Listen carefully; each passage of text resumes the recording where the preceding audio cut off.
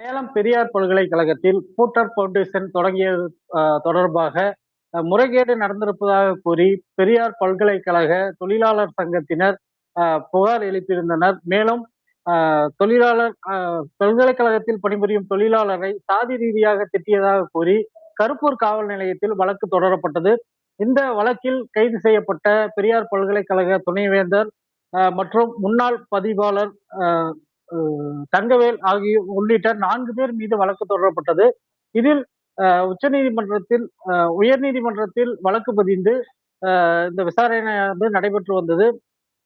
இதில் பல்கலைக்கழக துணைவேந்தர் ஜெகநாதன் இந்த வழக்கு தொடர்பாக தடையாணை பெற்றிருந்தார். இந்த நிலையில் சேலம் மாநகர காவல்துறையின் சார்பில் மேல்முறையீடு செய்யப்பட்டு இந்த தடையாணையானது ரத்து செய்யப்பட்டு விசாரணைக்கு எடுத்துக்கொள்ள உத்தரவிடப்பட்டது. இந்த நிலையில் நேற்று சேலம் சூரமங்கலம் காவல் நிலைய உதவி ஆணையர் ரமாலட்சுமி அவர்கள்